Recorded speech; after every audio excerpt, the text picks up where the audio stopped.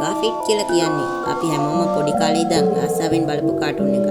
කෑමට බඩජාරි පූසෙක් වෙච්ච මේ ගාෆිට්ගේ අයිතිකාරයා තමයි ජෝ.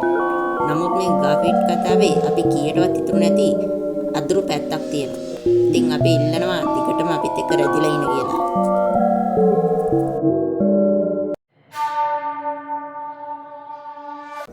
මේ ගාෆිට් කතාමාලාව කොච්චර ජනප්‍රියද කියනවනම් මේ ගාෆිට් ෂෝ එක ගැන ගිනස් වර්තා පොත්තරටත් ඇවිල්ලා තියෙනවා.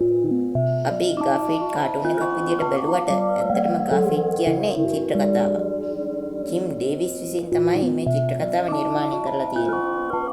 මේ ගාෆිට් දකින්නේ හීනයක්. එයා උදේ පාන්දරම නිින්දෙන් නැහැරිලා තමයි මේ කතාව පටන් ගන්නෙ.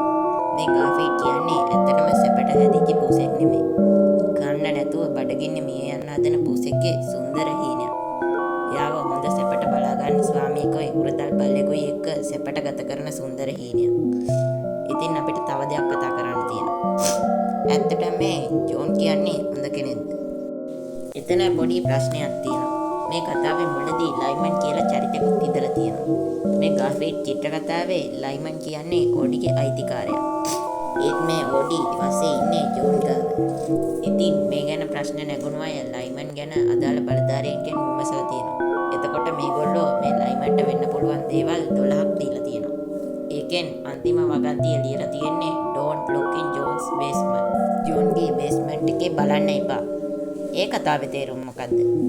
පසු කාලීනව ස්කැරි ස්කැවෙන්ජර් හන්ට් කියලා ගේම් එකක් ඇවිල්ලා තියෙනවා. ඒකේ අපිට ගාෆිට් විදියට තමයි ප්ලේ කරන්න තියෙන්නේ. ඒ ගේම් එකේ අවන් එකක් හරියම තියෙන්නේ මේ ලයිමන්ගේ ඔළුව.